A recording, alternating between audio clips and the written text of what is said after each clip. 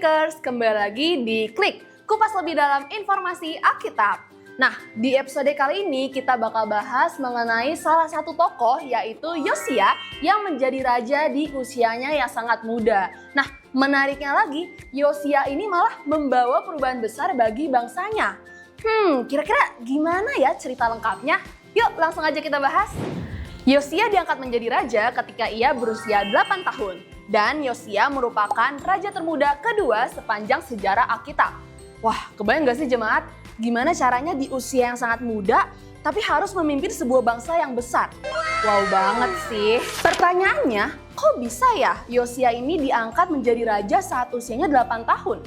Nah, jawabannya karena ayahnya yaitu Raja Amon dibunuh oleh para pegawai istananya sendiri sehingga tidak menyisakan pilihan lain selain mengangkat anaknya yaitu Yosia untuk meneruskan garis keturunan kerajaan.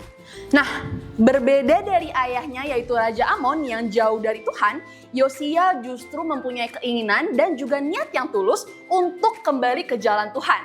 Saat usianya 16 tahun, Yosia mencari Tuhan dengan sungguh-sungguh dan mulai hidup benar seperti Daud leluhurnya. Sekitar di usianya 20 tahun, Yosia mulai bertindak. Ia menghancurkan berhala, mesbah-mesbah palsu, dan semua penyembahan yang menyimpang dari Tuhan.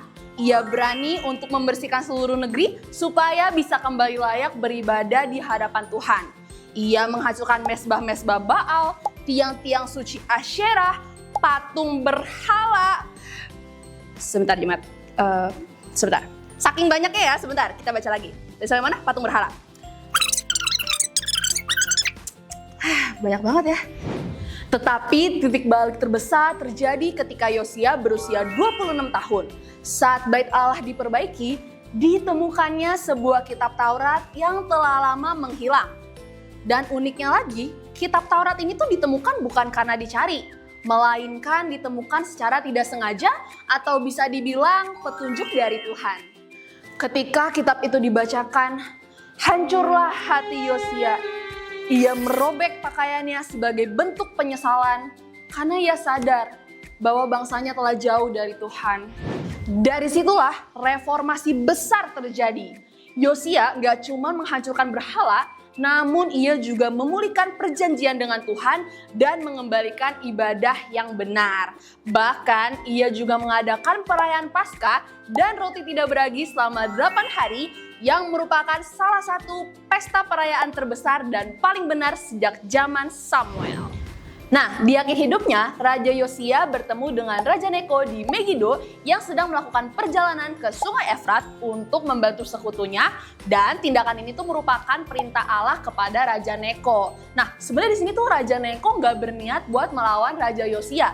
Namun Raja Yosia di sini bersikeras untuk menyamar dan juga ikut berperang hingga akhirnya gugur karena terkena panah. Nah, di sini kita bisa lihat ya bahwa suara Tuhan itu bisa aja datang dari pihak yang tidak kita duga, even lawan kita sekalipun. Dan menariknya lagi, sebelumnya Nabi Yahuda bernubuat bahwa Yosia ini akan mati secara damai.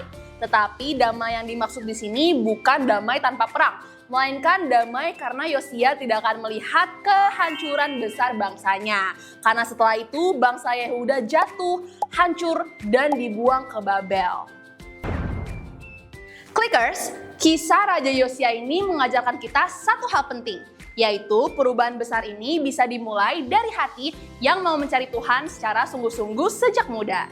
Mungkin kita lihat di sini Yosia tuh bukan raja yang sempurna, tapi ia taat, dan itulah yang dipakai Tuhan untuk memulihkan bangsanya. Kadang mungkin kita hidup di tengah dunia yang jauh dari Tuhan, tapi pilihan untuk setia itu yang bikin perbedaan.